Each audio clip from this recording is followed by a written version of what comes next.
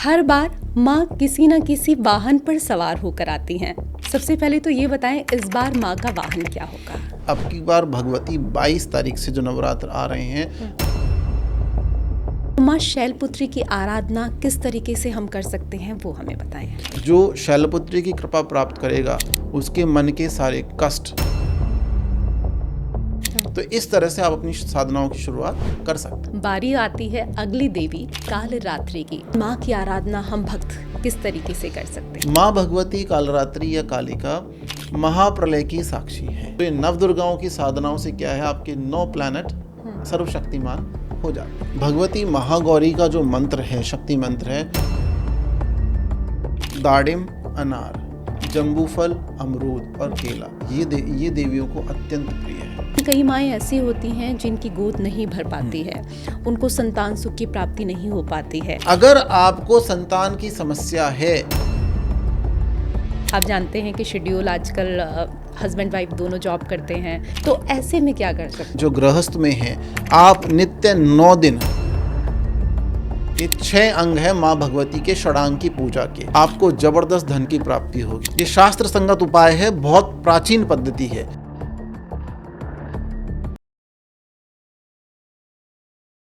जय माई की, स्वागत है आप सभी का। मैं हूं आपके साथ रेशु त्यागी।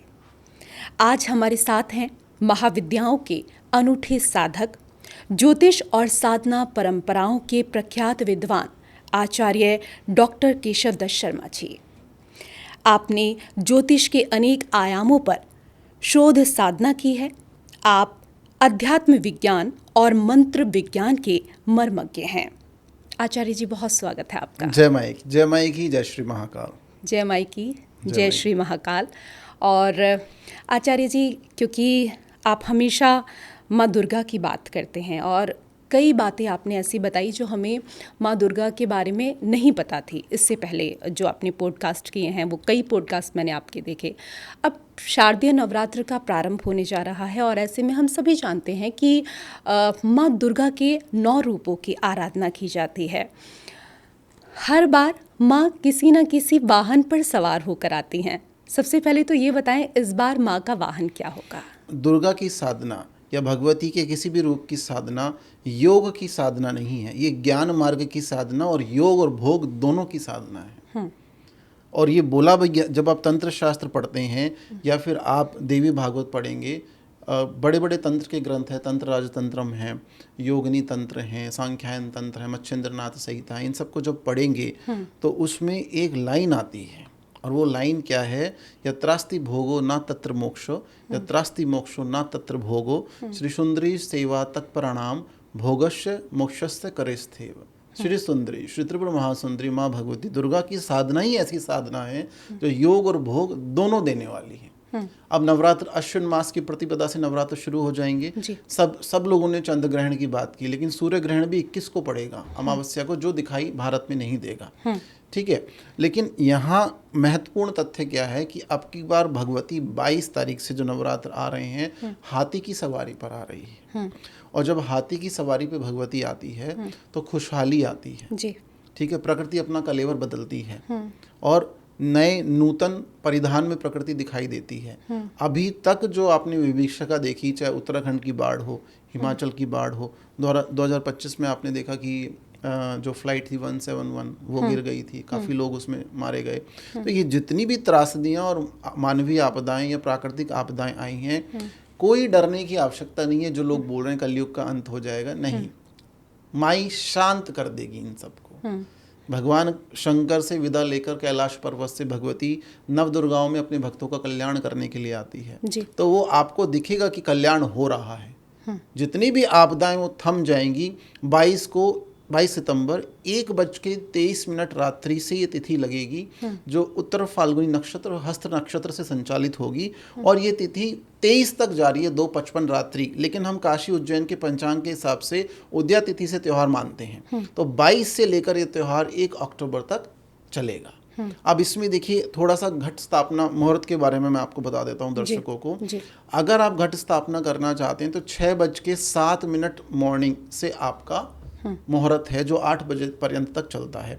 आप चाहते हैं कि अभिजीत मुहूर्त में हम घट स्थापना करें तो अब 11:49 से लेकर 12:37 तक दिन में घट स्थापना 22 सितंबर प्रतिपदा अश्विन प्रतिपदा को कर सकते हैं। जो तंत्र साधना के साधक हैं वो निशीत काल में, अर्थात जब 2 रात्रियां मिलती हैं, रात्रि में 11 से 1 के बीच का जो समय है वो माना गया है तंत्र साधनाओं के लिए। तो इस तरह से आप अपनी साधनाओं की शुरुआत कर सकते हैं। चलिए, आपने तो इतनी कहते हैं ना शुभ शुभ बातें बता दी हैं, क्योंकि अभी तो हम अपने आसपास जहाँ भी देखते हैं सब लोग परेशान हैं, बाढ़ से, बारिश से, हर कोई बेहाल है। लेकिन आपने बताया कि इस बार माँ हाथी पर सवार होकर आ रही हैं और हाथी जो है वो ऐश्वर्य का, धन का प्रतीक माना जाता है और सब कुछ अच्छा हो जाएगा। जिनके घर में परेशानियाँ चल रही हैं वो परेशानियाँ भी रुक जाएंगी। देखिए, यहाँ पे एक छोटा सा पॉइंट मैं जोड़ देता हूँ, क्योंकि अगर कोई दर्शकों का भला हो सकता है तो हमें बता देना चाहिए। शाक्त उपासक तो देखिए भले के लिए ही काम करते हैं, सृष्टि के कल्याण के लिए, माई की कृपा से। ये जितनी भी त्रासदियाँ आप देख रहे हैं, हम इन्हें प्राकृतिक आपदाओं का नाम दे देते हैं, लेकिन ये मानवीय त्रासदी है, क्योंकि मानव ने, मनुष्य जाति ने अपने स्वार्थ में, लालच में तीर्थों का दोहन करना शुरू कर दिया। आज जब पहाड़ों पे देवी देवता आते हैं, उनकी छाया आती है, हवा आती है, सवारी आती है, वो सब क्या कहते हैं? वो सच्चे देवी देवता हैं। वो क्या कहते हैं कि आप इन हमारे क्षेत्रों को, मणि महेश को, अगस्त मुनि की झील को, ज्वाला मंदिर को, इतने सारे जो जितने भी क्षेत्र हैं उनको टूरिस्ट प्लेस ना बनाएं, पर्यटन स्थल ना बनाएं। आप जब यहाँ पे घूमने आते हैं तो आप तीर्थ करने नहीं आ रहे हैं, आप रील बनाने, भोग संभोग करने, घूमने, वातावरण को दूषित करने आ रहे हैं, पिकनिक मनाने आ रहे हैं। पहले तो हम जब काशी, मथुरा, केदारनाथ, वृंदावन और जितने भी धाम हैं उनकी तरफ जैसे ही स्मरण होता था हमारे बाप दादाओं का, तो हमारे हाथ श्रद्धा से नतमस्तक हो जाता था, शीश झुक जाता था, हाथ नतमस्तक हो जाते थे। अब आप देखिए क्या है, गाड़ी उठाइए और रील बनाने जाइए। तो वहाँ देवताओं का ये कहना है, अगर मानवों ने, मनुष्य ने त्रासदी नहीं रोकी तो हम अपनी शक्तियों से इस त्रासदी को रोक देंगे।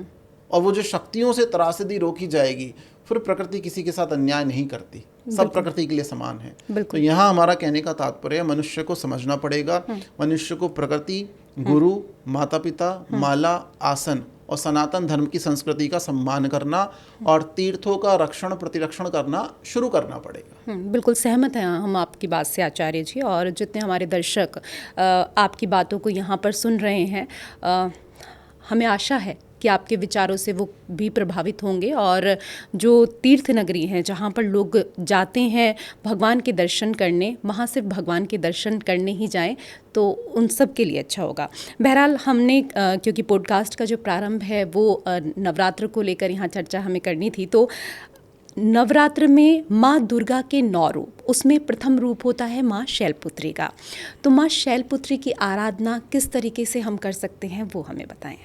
देखिए, माँ शैलपुत्री भवानी के बारे में आपने पूछा जी। पहले तो इनको वृषारूढ़ा बोला गया है, शूलधरा, वृषारूढ़ा, हिमालय पुत्री भी बोला गया जैसा कि आपने बताया। अब यही वो परमेश्वरी हैं, ये सबसे पहली देवी हैं जो सती हुई थी दक्ष यज्ञ में, शैलसुता जिनको बोला गया। इनका जो बिल्कुल सिद्ध मंत्र है, नवरात्रों में, नव दुर्गाओं में आप मंत्रों, बीज मंत्रों के चक्कर में ना पड़िए। हर एक मंत्र को जपने के लिए, बीज मंत्र के लिए आपको दीक्षा की आवश्यकता होती है, लेकिन भगवती राजराजेश्वरी इन 9 दिनों में आपको स्वतंत्रता प्रदान करती है कि आप अपने कल्याण के लिए बीज मंत्रों का पाठ और जप 9 दिवसीय साधनाओं में कर सकते हैं गुरु सानिध्य में। तो इनका जो सिद्ध मंत्र है वो है ह्रीम शिवाय नमः, ह्रीम शिवाय नमः। ह्रीम यहाँ पे महामाया बीज मंत्र हो गया, ह्रीम शिवाय नमः। ये चंद्रमा को संचालित करने वाली देवी हैं, ये मन से जुड़ी हुई देवी हैं, क्योंकि इन्होंने भगवान शंकर का अपमान और तिरस्कार सहन नहीं किया और अग्नि में स्वाहा हो गई, और उसी से फिर आगे शक्तिपीठों की स्थापना हुई जैसा कि आपको पता है। तो यहाँ पर ह्रीम शिवाय मंत्र का जप करें। इनको गुड़ की खीर का भोग लगता है, गुड़ से बनी हुई किसी भी चीज का भोग लगे। अगर आप गुड़ की खीर बना रहे हैं तो कृपया करके उसमें मखाने जरूर डालें। तंत्र शास्त्र में, सात्विक साधनाओं में, दक्षिण मार्गी साधनाओं में अगर आप दूध से बना होकर चढ़ा रहे हैं तो उसमें मखाने जरूर डालें। सुगंध के लिए इलायची जरूर होनी चाहिए और मंत्र होना चाहिए ह्रीम शिवाय नमः। तो पहले दिन आपको इस मंत्र का जप करना है। अगर आपका चंद्रमा पीड़ित है, शनि के साथ बैठ के विषयोग बनाता है, अगर 6, 8, 12 में त्रिक भाव में बैठा हुआ है, या चंद्रमा की स्थिति ऐसी है, चंद्रमा मनसो जात है, आपके मन में शंका, दुविधा, एंजाइटी, फ्यूचर के लिए कंसर्न आप रहते हैं, तो फिर ये यहाँ से संचालित होता है। जो शैलपुत्री की कृपा प्राप्त करेगा उसके मन के सारे कष्ट, अगर आपको हृदय संबंधी कोई रोग भी है तो इनकी पूजा उपासना करने से वो दवा आपकी प्रतिरक्षा करेगी, आपकी प्राण शक्ति बढ़ जाएगी। इस मंत्र की कम से कम 11 मालाएं आपको करनी चाहिए। आसन आपका लाल होना चाहिए, लाल आसन पे बैठ के मूंगे की माला से 9 के 9 दिन, देखिए धन ऐश्वर्य सुख संपत्ति चाहिए तो मूंगे की माला से जप करें, मानसिक शांति चाहिए, प्रोस्पैरिटी चाहिए तो रुद्राक्ष, पंचमुखी रुद्राक्ष की माला से जप करें। शाक्त उपासना के साधक 9 मुखी रुद्राक्ष की माला से जप करते हैं नवदुर्गाओं के लिए या महाविद्याओं के लिए। अष्टमुखी रुद्राक्ष से भी करते हैं, अष्ट गणपति की माला है वो, और सप्तमुखी रुद्राक्ष शनिदेव का और महालक्ष्मी का है, तो वो भी आप इस हिसाब से मालाओं का चयन कर सकते हैं। माला आपके पास ना भी हो तो आप करमाला यूज कर सकते हैं, और करमाला ना भी हो तो मानसिक जप आप कर सकते हैं। रीम शिवाय नमः, रीम शिवाय नमः, रीम शिवाय नमः। पंचोपचार पूजन करें, धूप दीप नैवेद्य चढ़ाएं, और भगवती को इन सब की आवश्यकता ही नहीं हो तो भाव से ही प्रसन्न हो जाती है। बिल्कुल, भाव होने चाहिए मन में। हमारे गुरु महाराज कहते थे अगर आपके पास एक लोटा जल है, बस उसी में भगवती प्रसन्न हो जाती हैं, और अभाव में ही स्वभाव दिखता है। तो अगर एक लोटा जल भी नहीं है किसी के पास तो भाव तो हो कम से कम। तो रीम शिवाय नमः का जप करें, गुड़ की खीर चढ़ाएं, पंचोपचार पूजन करें, कम से कम 10 से 11 मालाएं आप प्रतिपदा को या पहले दिन शैलपुत्री भवानी की जप सकते हैं। चंद्रमा से संबंधित समस्त समस्याएं दूर हो जाएंगी। चंद्रमा हमारे जीवन में, जैसे चंद्रग्रहण सूर्यग्रहण होते हैं, हमारे जीवन में ज्वार भाटा की तरह कार्य करता है। मतलब जल तत्व को संचालित करता है। आपको अगर कफ होता है, अगर आपको लंग्स में इन्फेक्शन है, टॉन्सिलाइटिस है, साइनसाइटिस है, ये सब चंद्रमा से संचालित होने वाले हैं। अगर चंद्रमा पीड़ित है तो चंद्रमा की किसी भी तरह की पीड़ा, मन की किसी भी तरह की पीड़ा को शांत करने के लिए अब शैलपुत्री की शरण में जाएं। जी, तो प्रथम दिन शैलपुत्री, और शैलपुत्री की आराधना किस तरीके से करें, कौन सा मंत्र का जाप हमें करना चाहिए, इसके साथ ही माँ को क्या कुछ अर्पित करें वो अभी आपने बताया आचार्य जी। और द्वितीय दिन माँ ब्रह्मचारिणी की आराधना की जाती है, तो उनकी आराधना किस तरीके से कर सकते हैं, उनको कौन सी ऐसी चीज़ है जो सबसे ज़्यादा प्रिय है, किस चीज़ का भोग लगाएं, कौन सा मंत्र इस दिन पढ़ें? देखिए, द्वितीय दिन नवरात्रि के दूसरे दिन ब्रह्मचारिणी की उपासना साधना होती है। एक हाथ में कमंडल और एक हाथ में रुद्राक्ष माला, सदा ध्यान में तत्पर। भगवान शंकर को शिवानी अर्थात माँ दुर्गा का सबसे प्रिय रूप है ब्रह्मचारिणी। अगर आपको साधना उपासना में आगे जाना है, अगर आप इस ज्ञान मार्ग पे, भक्ति मार्ग पे, तंत्र मार्ग पे आगे जाना चाहते हैं, तो ब्रह्मचारिणी का मंत्र है ह्रीम श्री अंबिकाय नमः। इनको महाअंबिका, अम्बे अम्बा अम्बालिका, महाअंबिका बोला गया, और छत्तीसगढ़ में इनका बहुत बड़ा मंदिर भी है माता अंबिका का। तो रीम श्री, यहाँ श्री नहीं लगेगा, लक्ष्मी बीज मंत्र नहीं है यहाँ पे श्री लगेगा। माया बीज मंत्र रीम श्री अंबिकाय नमः। 11 माला आप जप कर सकते हैं। आटे से बनी चीज़ें, मुख्यतः जो हमने अपने गुरु महाराजों से सुना है, इनको मालपुआ चढ़ाया जाता है। जी, मालपुआ चढ़ाया जाता है। मालपुआ नहीं है तो पंच फल आप चढ़ा सकते हैं, 5 तरह के फल चढ़ा सकते हैं। ब्रह्मचारिणी की साधना उपासना से आपके समस्त कार्यों में सिद्धि हो जाती है। जी, अब देखिए कौन से ग्रहों को ये संचालित करती है, ये मंगल प्रधान देवी है। अगर आपके मांगलिक दोष है, विवाह में समस्या है, मंगल पहले भाव में, चौथे भाव में, 7वें भाव में, 10वें, 8वें, 12वें भाव में बैठ के आपको मांगलिक बनाता है, और पित्त आपका बढ़ा हुआ है, इंडाइजेशन है, आपको पाचन की समस्याएं हैं, एंजाइटी है, इसके साथ साथ आपको रक्त संबंधी रोग हैं, मंगल रक्त से संबंधित है, या स्किन पे समस्याएं हैं रक्त की वजह से, अशुद्ध रक्त की वजह से, या फिर आपको माइग्रेन है, आप इनका जो मंत्र है रीम श्री अंबिकाय नमः, इसको दूसरे दिन जपें, मालपुए का भोग लगाएं, पंचोपचार पूजन करें, माँ भगवती आपके ऊपर कृपा करेगी। जी, माँ भगवती की कृपा सभी दर्शकों पर भी बनी रहे, इसीलिए आप लगातार ये बता रहे हैं कि कौन से मंत्र हमें बोलने चाहिए नवरात्र में। और नवरात्र के तीसरे दिन की अगर बात करें, माँ चंद्रघंटा का रूप जो कि बहुत ही सौम्य है और कहते हैं कि अपने भक्तों के लिए बड़ी ही दयालु हैं, माँ चंद्रघंटा को हमें क्या कुछ अर्पित करना चाहिए और इनके लिए कौन सा मंत्र? जब देवासुर संग्राम में युद्ध क्षेत्र में भगवती दुर्गा को दुर्गम का नाश करना था और इसी तरह के दैत्यों का नाश करना होता है, तो उनकी सेना में आप बोलते हैं ना, शंखनाद ना बोल के घंटानाद, माँ चंद्र घंटा ही करती है। भगवती दुर्गा को माँ बगलामुखी, छिन्नमस्तका, ये दो देवियां भी बहुत प्रिय हैं, गदाधारी और खड़गधारी, शत्रु संहार के लिए। छिन्नमस्तका को ही हम आज के शास्त्र में चिंतपूर्णी बोल देते हैं। तो चंद्र घंटा जो देवी हैं वो शुक्र से संबंधित देवी हैं। सबसे पहले तो हमें ये ध्यान रखना पड़ेगा, ऐं श्रीं शक्ते नमः। यहाँ महासरस्वती बीज मंत्र ऐं लग गया है, श्रीं लग गया है, महालक्ष्मी बीज मंत्र शक्ते नमः, ऐं श्रीं शक्ते नमः। इनको सफ़ेद पदार्थ अर्थात गाय के खोए या दूध से बना हुआ पदार्थ, जैसे बर्फी चढ़ा सकते हैं आप, इनको ड्राई फ्रूट जरूर चढ़ाएं आप। छुआरे जो होते हैं, खजूर जो होते हैं, मखाने, मीठी चीज़ें इनको अति प्रिय हैं। नारियल चढ़ाएं, गोला या सूखा नारियल जिसको बोलते हैं, ये आप जरूर चढ़ाएं। फलों में इनको अनार अति प्रिय है जी, अनार चढ़ा सकते हैं। देखिए, दाडिम, अनार, जम्बू फल, अमरूद और केला, ये देवियों को अत्यंत प्रिय है। देखिए, यहाँ पे एक छोटा सा भ्रम है जिसको हम दूर कर देते हैं। कुछ लोग बोलते हैं भगवती दुर्गा को दूर्वा नहीं चढ़ाई जाती, और कुछ लोग बोलते हैं भगवती दुर्गा या कामाख्या को दूर्वा अति प्रिय है। अब यहाँ पे शास्त्र जब आप पढ़ेंगे जी, जब जितने भी पुराण आप पढ़ेंगे तो उनमें उनको दूर्वा अति प्रिय नहीं है, उनको दूर्वा कपोल अति प्रिय है। अर्थात जो नई दूब होती है, जो दूर्वा नई अभी अभी सिंचित हुई है, प्रस्फुटित हुई है, वो ताजा ताजा छोटे छोटी दूर्वा कपोल चढ़ाए जाते हैं भगवती को। तो इस मंत्र से इनकी आप पूजा उपासना कर सकते हैं। और दूसरा, बर्फी का भोग इनको लगाया जाता है। आचार्य जी, अब बात करते हैं नवरात्र के चौथे दिन, क्योंकि माँ भगवती के ही रूप कुष्मांडा की आराधना की जाती है, तो उनको इस दिन क्या कुछ हम अर्पित कर सकते हैं और उनके लिए कौन सा मंत्र होगा? देखिए, महाकुष्मांडा, महामाई इस ब्रह्मांड की जगत जननी कही गई है जी, ठीक है। बालक जब शक्ति से जिसका प्राकट्य हुआ, ये हम लोग भी शक्ति से ही पनपे हैं, उपजे हैं, वही योनि मुद्रा कामरूपिणी कामाख्या कहलाती है। कुष्मांडा सृजन की देवी हैं, और इनको ऐं ह्रीं देव्यै नमः, इनका जो मंत्र है ऐं ह्रीं देव्यै नमः, महामाया बीज मंत्र और महासरस्वती बीज मंत्र को साथ में लिए हुए इनका बीज मंत्र, शक्ति मंत्र बनता है, ऐं ह्रीं देव्यै नमः।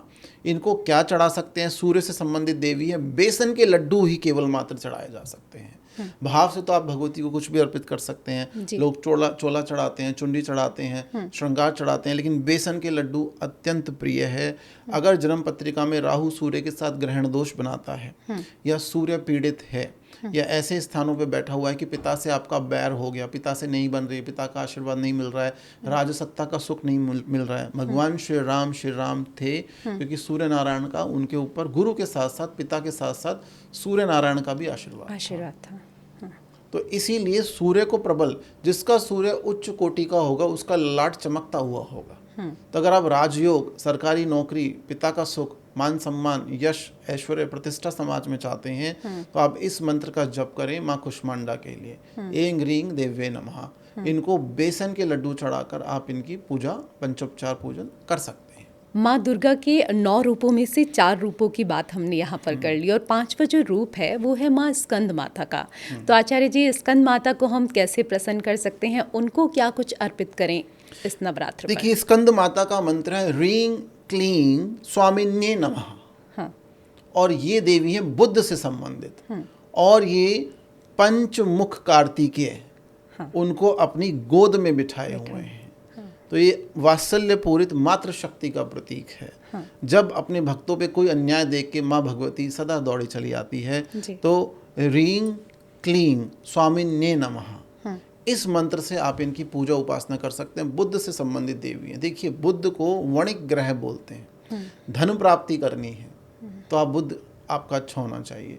अगर आपको अपने जीवन में वैवाहिक सुख चाहिए, संतान का सुख चाहिए, तो उसमें बुद्ध की भी अत्यंत भूमिका है। तीक्ष्ण बुद्धि, जटिल बुद्धि के साथ साथ तीक्ष्ण बुद्धि हो, आप चतुर हो कि आप षड्यंत्रों से बच भी पाएं और षड्यंत्रों से निकल भी पाएं। नीति निर्धारक राहु भी होता है, लेकिन बुद्ध भी होता है, और राहु बुद्ध की राशि में ही उच्च का माना जाता है। तो इसीलिए अगर आप बुद्ध को स्ट्रॉन्ग करना चाहते हैं, बुद्धि को स्ट्रॉन्ग करना चाहते हैं, तो फिर आपको माँ स्कंद माता की आराधना इस मंत्र से करनी चाहिए, ह्रीं क्लीं स्वामिन्ये नमः।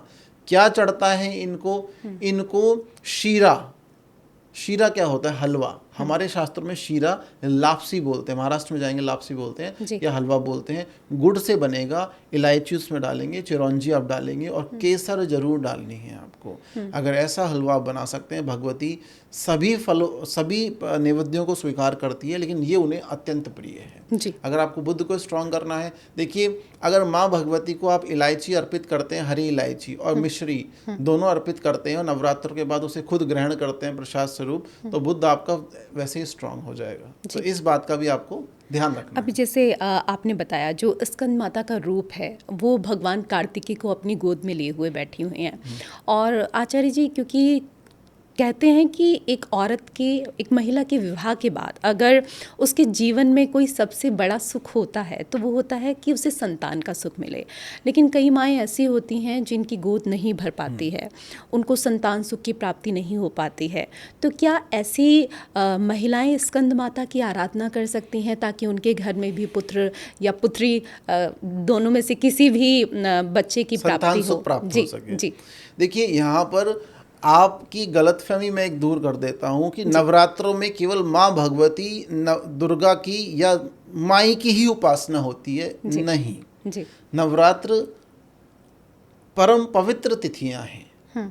ये ऋतु परिवर्तन का संकेत देती हैं। ये सृष्टि के कलेवर मलिन जो सृष्टि हो चुकी होती है उसको नूतन परिवेश प्रदान करने की तिथियां हैं जी। यहाँ हनुमान भक्त पंचमुखी हनुमान की तंत्र साधना करते हैं। जो गणेश भक्त हैं, गणपति के उपासक हैं, वो अस्थि पिशाच गणपति की तंत्र साधना करते हैं। यहाँ पर क्योंकि क्लीम बीज मंत्र ही कालिका कामाख्या का माना गया, क्लीम श्री कृष्ण बीज मंत्र भी है।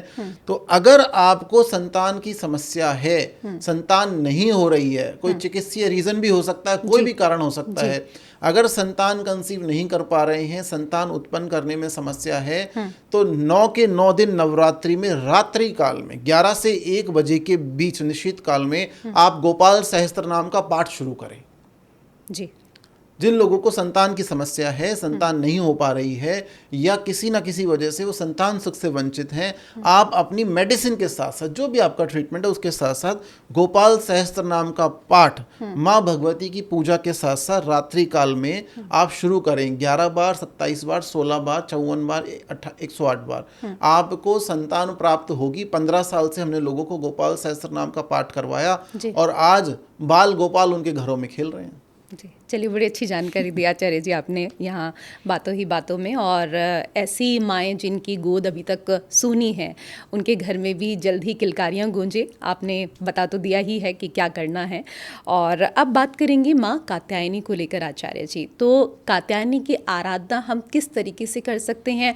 उनको क्या कुछ अर्पित करें, क्या भोग लगाएं और उनके लिए कौन सा मंत्र होगा? देखिए, माँ भगवती कात्यायनी का मंत्र है क्लीं श्रीं त्रिनेत्राय नमः जी। ये बृहस्पति जुपिटर से संबंधित देवी हैं। बृहस्पति को हम जीव भी बोलते हैं क्योंकि सृष्टि का संचालन का कार्य परम विष्णु को दिया गया, भगवान श्री हरि नारायण को। और वो पीताम्बर कहे जाते हैं, पीतपटधारी हैं। माँ भगवती भी वहीं से संबंधित है, नारायणी शक्ति है माँ भगवती। विष्णु जी की नारायणी शक्ति मानी गई है और रुद्र मूर्ति भी मानी गई है। तो अगर आपके बृहस्पति में कोई समस्या है, बृहस्पति क्या क्या है? ज्ञान, वैराग्य, ऐश्वर्य, धन, गृहस्थी, ये सब बृहस्पति के अंतर्गत आते हैं। बृहस्पति अगर नीच का हो जाए या वक्री हो जाए तो व्यक्ति का फैट वसा बढ़ा देगा जी। लीवर फैटी कर सकता है, पेट की समस्या दे सकता है। अकेला बृहस्पति कभी हितकारी नहीं होता, उसकी दृष्टियां बहुत अच्छी होती हैं। अमृत समान दृष्टि मानी गई है, 1000 दोषों को शांत कर देती हैं जी। हमारी स्वयं की जन्म पत्रिका में, कभी हम बताते नहीं, आज बता रहे हैं, हमारी स्वयं की जन्म पत्रिका में शनिदेव धनु राशि में बैठे हुए हैं। अच्छा। और कहीं से बृहस्पति की दृष्टि उन पे पड़ गई है तो वो दोष राजयोग बन गया। इसीलिए गुरु कृपा से, गुरु बृहस्पति, गुरु कृपा से, गुरु की माला जपने से, गुरु के ज्ञान से बृहस्पति देव ने कार्मिक डेप्थ को कम करके और पूर्व जन्म से वहाँ कृपा कर दी। एकादश भाव में बैठकर पंचमेश धनु राशि अर्थात गुरु शनिदेव पर दृष्टि डाल दी। तो न तो उनकी ढैया में समस्या हुई, न उनकी 7.5 में समस्या हुई जी। जो हमने मंत्र बताया क्लीं श्रीं त्रिनेत्राय नमः, आप जब इनकी साधना उपासना करें, माँ भगवती कात्यायनी की साधना उपासना 6वें दिन जब की जाती है तो इनको पीला भोग चढ़ाएं आप। अगर आप मीठे चावल भी चढ़ा रहे हैं तो पीला करके हल्दी या केसर या अष्टगंध, ये इनको अत्यंत प्रिय है, तो पीला भोग होना चाहिए। और पीले भोग के साथ साथ आपको हल्दी की माला भी आप इनको अर्पित कर सकते हैं, रुद्राक्ष की माला भी इनको अर्पित कर सकते हैं। ये चीज़ें भगवती कात्यायनी को अत्यंत प्रसन्न करती हैं। नवदुर्गाओं में भगवती कात्यायनी विवाह की देवी मानी गई है जी, विवाह की देवी मानी गई हैं। अगर आपको अपने विवाह में समस्या आ रही है तो आप भगवती कात्यायनी का पूजन कर सकते हैं। कात्यायनी के पूजन से, इस मंत्र के जाप से कम 11 माला छठ के दिन, मतलब छठा नवरात्रा हो गया वो, तो भगवती कात्यायनी विवाह का आशीर्वाद देंगी। और आपके जीवन में बृहस्पति, देखिए बृहस्पति क्या है, बृहस्पति क्या करता है, जब विवाह होता है, विवाह मुहूर्त होता है, विवाह के योग मिलाए, कुंडली जन्म पत्रिका मिलान की जाती है, तो बृहस्पति ही देखा जाता है। पुरुष की जन्म पत्रिका में बृहस्पति, शुक्र, मंगल, और स्त्री की जन्म पत्रिका में बृहस्पति, मंगल और बुध, ये सब देखे जाते हैं। तो ये मांगलिक कार्यों को शुरुआत करा देने वाली देवी है। अगर आप इनकी साधना उपासना करते हैं तो मांगलिक कार्य आपके घर में शुरू हो जाएंगे। धन, लबालब, ज्ञान, ऐश्वर्य और मानसिक शांति आपकी गृहस्थी में। तो कुल मिलाकर कह सकते हैं आचार्य जी की मंगल की देवी, यानी कि मंगल करने वाली हैं माँ कात्यायनी। और उसके बाद बारी आती है अगली देवी कालरात्रि की, जिनका जो रूप है कह सकते हैं कि दुष्टों के लिए उन्होंने ये रूप बनाया हुआ है। दुष्टों का वो संहार करती हैं, लेकिन अपने भक्तों के लिए माँ उतनी ही दयालु हैं। इन माँ की आराधना हम भक्त किस तरीके से कर सकते हैं? माँ भगवती कालरात्रि या कालिका महाप्रलय की साक्षी हैं। जब त्रिदेव अंतर्ध्यान हो जाते हैं महाप्रलय में, भगवती कालिका वहीं विराजमान रहती हैं। इसलिए हम बोलते हैं शिव भी शक्ति से ही संचालित हैं, सृष्टि शक्ति से संचालित हैं, शिव शक्ति ही। शिव शक्ति का मतलब, जब हम भगवान बोलते हैं, भगलिंग समाख्यान तंत्र आप पढ़ेंगे तो उसमें आपको पता लगेगा कि ये जो शिवलिंग है पूरी सृष्टि का प्रतीक है। मैंने पहले भी बताया, भगलिंग समाख्यान देवी, भगलिंग निवेशिता, भगलिंग सपूजा, भगलिंग समाधुर्य, ये कोई तांत्रिक श्लोक है। पूरा इसका मतलब तो आप धीरे धीरे जान ही जाएंगे, लेकिन अभी शॉर्ट में हम आपको इतना बता रहे हैं कि ये पूरी सृष्टि शिव शक्ति के अरे परे ही घूमेगी जी। बाकी शिव शक्ति के अलावा इस सृष्टि में कुछ है ही नहीं, सब उनके नीचे हैं। माँ भगवती कालरात्रि की सेना देखिए, सबसे पहले हनुमान जी ध्वजा लेके चलते हैं। भगवती देवासुर संग्राम में शत्रुओं का संहार, राक्षसों का संहार करने के लिए आती हैं, और जिन राक्षसों को संहार करती हैं योगिनियाँ उनको भक्षण करती हैं उनका। और भैरव उनको बचे कुचे राक्षसों को देते रहते हैं। ये लीजिए, स्वाहा अन्याय का प्रतिकार करने के लिए उत्पन्न हुई, न्याय की, धर्म की स्थापना करने के लिए आती है माँ कालरात्रि। और गधर्व की सवारी है, गधे की सवारी है, शमशान वासिनी है जी। तो इनके लिए बोला भी गया है, माँ कालरात्रि के लिए बोला गया है, ललह जीवा दिगंबरा शमशानालय वासिनी, मुंडमाला धरी देवी महाशमशानालय वासिनी। वास ही वहाँ करती हैं, वास ही वहाँ करती हैं।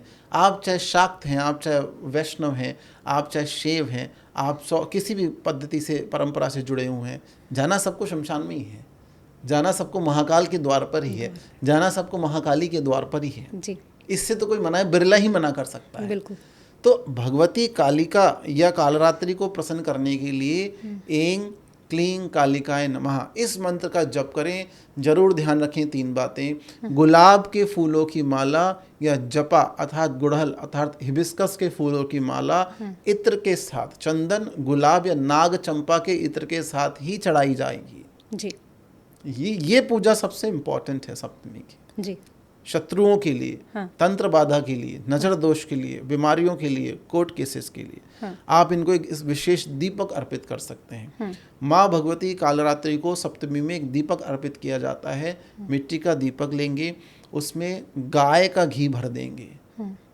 अगर धन प्राप्ति चाहिए, भैंस का घी भर देंगे।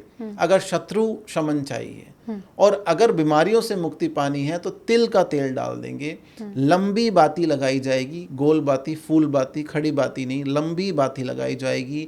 माई को गुड़ अर्पित करें, गन्ना रखें, 5 फल रखें 5 बलियों के लिए। उपलब्ध ना हो तो 5 सब्जियां, शाकाहारी सब्जियां, खीरा, लौकी, कद्दू, ऐसी 5 सब, अदरक, आलू, ये 5 बलि के लिए रखे जाते हैं। तो ये सारी चीज़ें अगर आपके पास हैं, वो जो दीपक आपको बनाना है उसमें आपने द्रव्य डाल दिया जो हमने बताया आपको, उसके साथ पीली सरसों, लौंग, इलायची, 2 लौंग, 2 इलायची और एक छोटा सा टूटा हुआ, साबुत नहीं, टूटा हुआ जायफल का टुकड़ा आप उसमें डालिए, कपूर डालिए, माई को अर्पित कीजिए, इस मंत्र के साथ 11 मालाओं का जप कीजिए, इत्र साथ में रखिए, गुलाब और गुड़हल का फूल साथ में रखिए, लाल वस्त्र अर्पित करें। ऐसी कोई कामना नहीं है जो परमेश्वरी पूरी नहीं कर सकती। परमेश्वरी देखिए, ये पूरा जो सृष्टि है, जगत है, वो उनकी चरणों में समाहित है, वो समस्त कामनाओं की पूर्ति करती है। इसलिए हम बोलते हैं कामरूपिणी कामाख्या सदा काम प्रिया। तो इस समस्त कामनाओं की पूर्ति, धर्म अर्थ काम मोक्ष, सभी पुरुषार्थों की पूर्ति माँ भगवती कालरात्रि कर देती है। देखिए, माँ भगवती कालरात्रि शनि से संबंधित देवी हैं और शनिदेव को माँ भगवती कालरात्रि ने ही देव सेना का सेनापति बनाया था। कार्तिकों को भी बनाया था, इनको भी बनाया था जब देवासुर संग्राम होता है। और अगर आपकी ढैया 7.5 है या कंटक शनि है, ढैया किसकी चल रही है अभी ढैया सिंह और धनु की चल रही है। 7.5 किसकी चल रही है? मीन की चल रही है, मेष की चल रही है। आप देखिए, इन 2 की चल रही है, मीन की और मेष की, ठीक है। कुंभ की चल रही है, मकर की समाप्त हो चुकी है 7.5। तो कहने का तात्पर्य ये है, अगर शनि जन्य पीड़ा है तो माँ भगवती कालरात्रि के पास जाइए। और एक बात और, बहुत बड़ा तांत्रिक सूत्र जो ग्रंथों में नहीं मिलेगा, जो हमने अपने गुरु महाराजों से सुना, माँ भगवती कालरात्रि की उपासना जब करते हैं, तो जब आप उपासना पे जाते हैं तो आप अपने हथेलियों पे और बालों में सरसों का तेल लगा के बैठिए, क्योंकि ये शनि से संबंधित देवी हैं जी। नाभि में भी सरसों का तेल होना चाहिए। और जब आप इनकी उपासना करते हैं, उससे पहले स्नान, और उपासना के बाद भी इस साधना में स्नान होता है। आचार्य जी, शत्रु बाधा और तंत्र बाधा के विषय में तो वैसे मुझे आपसे और भी अधिक जानकारी चाहिए, उस पर मैं थोड़ा विस्तार से आपसे आगे बात करूंगी। लेकिन पहले हम महागौरी को लेकर बात कर लेते हैं, क्योंकि नवरात्र की अष्टमी को महागौरी की आराधना की जाती है। उस दिन कंजक भी खिलाए जाते हैं, कन्याओं को भोजन कराया जाता है घर पर बुलाकर। तो इस दिन महागौरी की आराधना हम किस तरीके से करें ताकि हमारे घर में जो अन्न धन के जो भंडार हैं वो सदैव भरे रहें?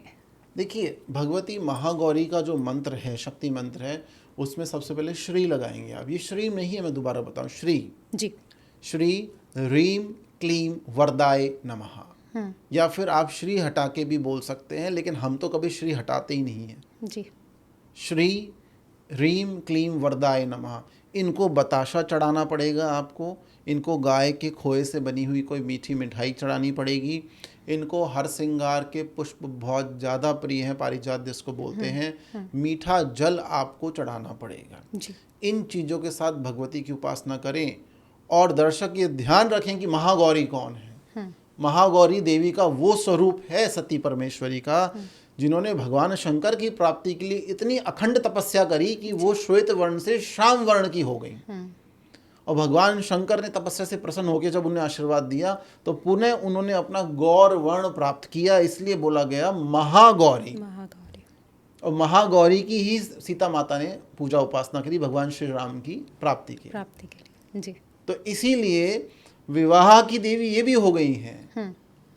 वो तो माँ कात्यायनी शादी की देवी, विवाह की देवी हैं, लेकिन ये उत्तम वर की प्राप्ति के लिए आप इनकी साधना उपासना कर सकते हैं। और राहु ग्रह को संचालित करती हैं, और राहु का तो बोलबाला पूरी सृष्टि में ही है, अभी आप देखिए, ठीक है। यहाँ पे छोटी सी मैं राहु की रेमेडी और दे देता हूँ आपको, अगर किसी को राहु की समस्या है। कुछ लोग बोलते हैं, हम देखिए शेयर मार्केट वगैरह का ज़्यादा बताते नहीं है, क्योंकि हम सब साधक लोग हैं, लेकिन अच्छा धन प्राप्ति करने के लिए, भौतिक सुख साधनों की प्राप्ति के लिए, और दूसरा राहु आपका अच्छा हो जाए, शत्रुओं का शमन करे, धन दे, नीति दे। जिसका राहु अच्छा है, जिसका सूर्य अच्छा है, वो अच्छा पॉलिटिशियन है, लेकिन जिसका राहु अच्छा है वो नीति निर्माता है, वो नीतियों का निर्माण करेगा, वो 50 पॉलिटिशियंस को चलाएगा, वो पूरी पार्टी को चला सकता है। यहाँ आपको हमको ये ध्यान देना पड़ेगा कि राजा तो आपको सूर्य शनि दोनों ही बना सकते हैं, लेकिन युक्ति तो राहु दे सकता है, क्योंकि राक्षस रूप से देवता रूप धरकर अमृत पान तो राहु ने ही किया था। तो षड्यंत्रों से बाहर निकलना और नीति बनाना, नीति निर्धारक, मायावी, सबसे मायावी प्लैनेट है। राहु अगर ठीक नहीं है तो राहु को अपनी माता का नाम बहुत प्रिय है, तो आप बोल सकते हैं श्री सिंहिका पुत्राय नमः, श्री सिंहिका पुत्राय नमः। राहु आपको अच्छा रिजल्ट देने लग जाएंगे। देखिए कितनी आसान रेमेडी है ये। जी, प्रसन्न हो जाएंगे राहु, और राहु का कोई भी दोष आपको नहीं लगेगा। महागौरी की साधना, पूजा, उपासना से राहु ऐसा फल देंगे आपको जैसे आपकी जन्मपत्री में राजयोगकारी होके 3, 6, 10, 11 में बैठे हुए हैं। तीसरे घर का राहु पराक्रम देता है, छठे घर का राहु रोग रिपु ऋण का नाश करता है, दशम का राहु, राहु जिसके दश में दुनिया उसके बस में, ऐसा बोला जाता है। और 11वें घर में एकादश भाव में तो सारे ही प्लैनेट अच्छा रिजल्ट देते हैं। जी आचार्य जी, ये तो आपने यहाँ पर माँ महागौरी के बारे में बताया, और नवरात्र में अंतिम दिन जिनकी आराधना की जाती है वो हैं माँ सिद्धिदात्री।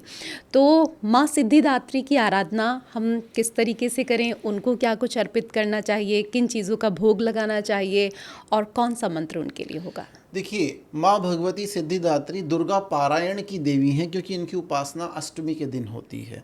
इनका मंत्र है ह्रीं क्लीं ऐं सिद्धाय नमः। महामाया बीज मंत्र, काम बीज मंत्र, महासरस्वती बीज मंत्र, ह्रीं क्लीं ऐं सिद्धाय नमः। इनके मंत्र की 11 मालाओं का जप करके आपने 8 नवरात्रों में जो चढ़ाया है, समस्त भोग आपको एक साथ नवमी के दिन महासिद्धिदात्री माँ परमेश्वरी को अर्पित करना है। मतलब सारे भोगों को आप रिपीट कर दीजिए माई के लिए, वो आपका दुर्गा पारायण हो जाता है। और उस दिन आप, जिसको आप बोलते हैं कंजक बैठाते हैं, कंजक खिलाते हैं, हम बोलते हैं कन्या पूजन, जी हमारे तंत्र शास्त्र बोलते हैं कन्या पूजन। तो कन्याओं का आप पूजन करते हैं, उसके साथ साथ एक भैरव का भी आपको पूजन करना चाहिए, ये जरूरी माना गया है। तो आप हमारे हिसाब से तो पूजन के बाद, भोजन के बाद जो वस्त्र दक्षिणा आप देते हैं उसमें 5-5 फल आप समस्त कन्याओं को प्रदान करें और श्रृंगार सामग्री प्रदान करें। और इसके साथ साथ देखिए, समस्त ग्रहों की शांति के लिए आप कुछ पठन की सामग्री भी उन्हें दें बच्चों को। जी, पुस्तक दे दी, पेंसिल दे दी, ये बैग दे दिया, ये सब आप दें। सिद्धिदात्री की पूजा उपासना से केतु आपका अच्छा हो जाता है। केतु अच्छा होता है, देखिए केतु कैसे पता लगेगा अच्छा है नहीं? आप किसी भी श्वान, डॉगी या कुत्ते के पास चले जाइए, अगर वो आपसे चिपक रहा है, खुश है, आपके एनर्जी से प्रसन्न है, ठीक है, आपका सानिध्य प्राप्त करना चाहता है, भगवान भैरव की कृपा है आपके ऊपर, काल भैरव की, और केतु आपका अच्छा है।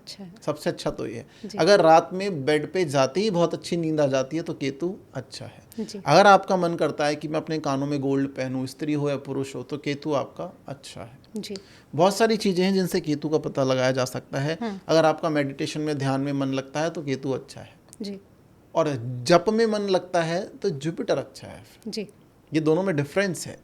तो सिद्धिदात्री की पूजा से आपके केतु का शमन हो जाता है, केतु शांत हो जाता है, आपको धन मिलता है, और भोग से योग की तरफ ले जाने वाली साधना है। जी, ये आपको वैराग्य का असली अर्थ बताती है, और इस भोगी समाज में, संसार में आप त्यागी बन के रह सकते हैं। तो ये नवदुर्गाओं की साधनाओं से क्या है, आपके 9 प्लैनेट सर्वशक्तिमान हो जाते हैं। जी, आचार्य जी, ये तो नवरात्र की 9 देवियों के बारे में आपने हमें बताया। कुछ और जिज्ञासाएं मेरी हैं, कुछ प्रश्न आपसे हैं। जैसे कि पुष्पांजलि के बारे में हमने काफ़ी सुना है, भगवती का पूजन करने के बाद पुष्पांजलि का काफ़ी महत्व होता है, तो वो किस तरीके से करना चाहिए? देखिए, देवी उपासना, देवताओं की उपासना में पुष्पांजलि का महत्व है, उसके साथ साथ कुछ और बिंदुओं का भी महत्व है। जी, जैसे जब हम षोडशोपचार पूजन करते हैं, प्रदक्षिणा और आरती के बाद पुष्पांजलि भी होती है, और क्षमा प्रार्थना का भी अत्यधिक महत्व है। और उसके बाद जो आपने 9 दिवस में जप किया, उसको देवता को समर्पित भी तो करना है ना, आपको विसर्जन जिसको बोलते हैं। जब गेस्ट को आप घर पे बुलाएंगे, भगवती साक्षात परअम्बा आपके घर पधारी हैं, तो फिर आप विदा भी तो प्रेम से करेंगे ना। ये इस सृष्टि का नियम ही ये है। तो इन साधनाओं में अगर आप सामान्य गृहस्थ में भी रहते हैं तो सबसे पहले तो एक आप मंत्र ध्यान रखिए, शरणागत दीनार्थ परित्राण परायणे सर्वस्यार्थी हरे देवी नारायणी नमस्तुते। इससे आपको पुष्पांजलि प्रदान करनी है। जी, और अलग अलग तरह के पुष्पों, देखिए माई को गुड़हल का फूल अत्यंत प्रिय है, कमल, गुलाब, गेंदे का फूल भी पूजा में आप यूज कर सकते हैं। अपराजिता के पुष्प आप जरूर रखें। इन पुष्पों के साथ पुष्पांजलि की जो मुद्रा है ये पुष्प मुद्रा है, पुष्पांजलि मुद्रा, अर्पण मुद्रा कहलाती है। ठीक है, अब इसमें आप एक दो मुद्राओं के बारे में भी हम आपको बता देते हैं। जब आप देवता का प्रथम दिन आवाहन करेंगे तो ये आवाहन मुद्रा है। इस तरह से आप आवाहन मुद्रा दिखाते हैं। ये स्थापन मुद्रा है, कुछ लोग स्थापन मुद्रा इस तरह से भी करते हैं, और ये पूजन की संदीपनी या संधापनी मुद्रा है। इसी तरह से जब पुष्पांजलि देते हैं आप, तो ये पुष्पांजलि की मुद्रा है। आप ये मंत्र भी बोल सकते हैं, ओम जयंती मंगला काली भद्रकाली कपालिनी दुर्गा क्षमा शिवा धात्री स्वाहा स्वधा नमस्तुते। और इसके अलावा शरणागत दीनार्थ परित्राण परायणे सर्वस्यार्ति हरि देवी नारायणी नमस्तुते। इसके बाद आपको क्या बोलना है? एषा, एषः गंध पुष्प बिल्व पत्र समर्पयामि।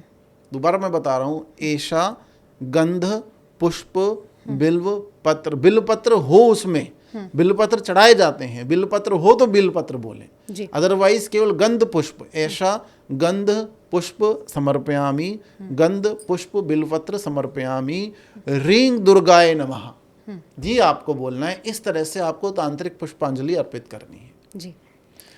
दोबारा मैं आपको शॉर्ट में बता देता हूँ, शरणागत दीनार्थ परित्राण परायणे सर्वस्यार्ति हरि देवी नारायणी नमस्तुते, एषः गंध पुष्प बिल्वपत्र समर्पयामि, या फिर बोल सकते हैं पुष्पांजलिम समर्पयामि, रींग दुर्गाय नमः। ये आपकी पुष्पांजलि हो गई। 3 बार आप प्रस्तुत करें माइक हुए जी, 3 बार प्रस्तुत करें जी। आचार्य जी, पुष्पांजलि के महत्व के बारे में आपने हमारे दर्शकों को बताया। इसके साथ ही भगवती की कृपा प्राप्त करने के लिए मुद्राओं का क्या कुछ महत्व होता है वो भी आप हमारे दर्शकों को बता चुके हैं। लेकिन एक प्रश्न जो मुझे लगता है कि मेट्रो सिटीज़ में रहने वाले ज़्यादातर जो दर्शक इस कार्यक्रम को देख रहे हैं उनके मन में ज़रूर आता होगा कि आचार्य जी ने जो इतनी चीज़ें बताई हैं हमें, लेकिन हम कर नहीं पा रहे हैं। कारण आप जानते हैं कि शेड्यूल आजकल हस्बैंड वाइफ दोनों जॉब करते हैं, सुबह ही निकल जाते हैं, शाम को घर आते हैं, सारी चीज़ें करनी होती हैं, तो उनको कहीं ना कहीं लगता है कि जितनी पूजा हमें करनी चाहिए थी उतनी हम नहीं कर पाए। तो ऐसे में क्या कर सकते हैं? आपने अपनी पीड़ा बता दी है तो उसका समाधान हम आपको बता रहे हैं। देखिए, सबसे मुख्य बात है, धनार्जन इस भौतिक जगत में आवश्यक है जी। धन के बिना, लक्ष्मी के बिना कुछ संभव ही नहीं है। अब पूजा पाठ अनुष्ठान होम हब जब हम करते हैं उसमें भी दक्षिणा का महत्व बताया गया है। तो बात वही आ गई कि महालक्ष्मी, महासरस्वती, महाकाली का सभी का अपना महत्व है। देखिए, अगर आप असमर्थ है पूरी दुर्गा सप्तशती का पाठ करने में, अगर आप दुर्गा सप्तशती नवचंडी पाठ किसी वजह से नहीं कर पाते, संस्कृत का ज्ञान नहीं है या फिर आपके पास समय नहीं है, तो आप माँ भगवती के षडांग की पूजा कर सकते हैं। 6 अंगों, षड अंग, षडांग की पूजा करने से भी दुर्गा सप्तशती का पूरा फल आपको प्राप्त होता है जी। सबसे पहले प्रतिदिन नित्य आप सबसे पहले सप्त श्लोकी का पाठ करें, फिर आप अर्गला स्तोत्र का पाठ करें, आप कवच का पाठ करें, आप कीलक का पाठ करें, आप रात्रि सुक्त का पाठ करें और आप सिद्ध कुंजिका स्तोत्र का पाठ करें। ये 6 अंग है माँ भगवती के षडांग की पूजा के। सिद्ध कुंजिका स्तोत्र में काफ़ी सारे बीज मंत्र हैं। हम बिना दीक्षा के बीज मंत्रों की सलाह बिल्कुल नहीं देते, लेकिन नवरात्रों में आप ये कर सकते हैं क्योंकि नवरात्र में सारे ही मंत्र शाप विमोचित हो जाते हैं जी। आचार्य जी, चलते चलते एक और प्रश्न आपसे, देवी की कुछ ऐसे नाम भी बताइए हमारे दर्शकों को जो बहुत चमत्कारी हैं और उनका जो प्रभाव है वो हमारे जीवन को पूरी तरीके से बदल दे। देखिए, भगवती राजराजेश्वरी के कुछ ऐसे नाम हैं जिनमें आपको दीक्षा की आवश्यकता नहीं है, जिसमें आपको कोई दीक्षा की आवश्यकता नहीं है। अगर आपके गुरु नहीं है, गुरु सानिध्य में आप नहीं हैं, तो सामान्य जन जो गृहस्थ में हैं, आप नित्य 9 दिन भगवती दुर्गा का त्रिसंध्या अगर आप करते हैं, सुबह दोपहर शाम, या 365 दिन भी नवरात्रि में, ये अगर 8 नाम ले लेते हैं तो भगवती दुर्गा की संपूर्ण कृपा आपको मिलेगी। देखिए, पहला नाम है दुर्गा जी। दुर्गे, दुर्गमा, दुर्गेश्वरी, दुर्गा, दुर्गे, दुर्गमा, दुर्गेश्वरी, दुर्ग तारिणी, दुर्ग छेदनी, दुर्गति नाशिनी, दुर्गा भवानी। ये सारे नाम जो मैंने आपको बोले हैं, दुर्गा भवानी साथ में एक नाम है, ये 8 नाम है। संपूर्ण परतंत्र का नाश हो जाता है, नजर दोष का नाश हो जाता है, समस्त बीमारियों का शमन हो जाता है और कोई शत्रु या कोई कोर्ट केस आपका कुछ नहीं बिगाड़ सकता है। ये जो नाम है, आप मान लीजिए आपने दुर्गा 32 नामावली 108 बार पढ़ ली, अगर आप ये पढ़ लेते हैं। दूसरा, अगर धन की समस्या आपको है, अगर कर्जा है, कर्जा मुक्ति चाहते हैं, धन की समस्या है, धन के नित नए स्रोत नहीं बन रहे हैं, तो फिर आपको कौन कौन से नाम पढ़ने चाहिए वो भी मैं आपको बता देता हूँ जी। ये नाम आपकी स्क्रीन पे दिखाए जा रहे हैं कई बार, क्योंकि आप पढ़ने में गलती ना करें इसलिए। शिवाय नमः, अपराय नमः, जयाय नमः, इंद्राय नमः, गिरिजाय नमः, अंबिकाय नमः, भद्राय नमः। ये जितने भी नाम मैंने आपको बताए हैं, इन नामों को धन प्राप्ति के लिए आप नित्य नवरात्रि से शुरू करके अगली नवरात्रि तक पढ़ना शुरू कीजिए। एक और जाते जाते मैं छोटा सा उपाय बता देता हूँ। समस्त तरह की अष्ट सिद्धि नवनिधि, अष्टलक्ष्मी, धन लक्ष्मी, संतान लक्ष्मी, गजलक्ष्मी, समस्त सिद्धियों की प्राप्ति के लिए, समस्त तरह की इच्छित लक्ष्मी, चिरकाल लक्ष्मी, अप्राप्य लक्ष्मी जो प्राप्त नहीं हुई उसकी प्राप्ति के लिए आप अनार दाडिम लीजिए, उसे बीच में से काट दीजिए, उसे खाली कीजिए और उसको उल्टा करके उसका दीपक बना लीजिए। ये शास्त्र संगत उपाय है, बहुत प्राचीन पद्धति है।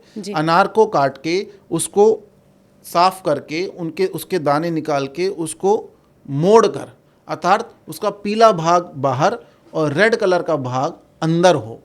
शुद्ध गाय का घी भरिए, इत्र डालिए 2 बूंद, हल्दी और केसर डालिए, 2 लौंग, 2 इलायची डालिए। लंबी बाती नहीं, इसमें फूल बाती लगाएंगे, क्योंकि ये आप भगवती दुर्गा के साथ साथ समस्त देवताओं को अर्पित कर रहे हैं। पूरे ब्रह्मांड का दीपक है, इसको ब्रह्मांड दीपक बोलते हैं। 9 के 9 दिन आप अलग अलग अनार रख के आप इसको करिए, 9 अनार लगेंगे इसमें, आपको जबरदस्त धन की प्राप्ति होगी। और इसके साथ अगर आपने श्री सूक्त पढ़ लिया 9 दिन, कनक धारा स्तोत्र पढ़ लिया, श्री सूक्त पढ़ लिया 11 बार कम से कम, 108 बार मैक्सिमम, तो आप देखिए इन नवरात्रों में भगवती दुर्गा आपको अष्ट सिद्धि नवनिधि समृद्धि देकर ही जाएंगी जी।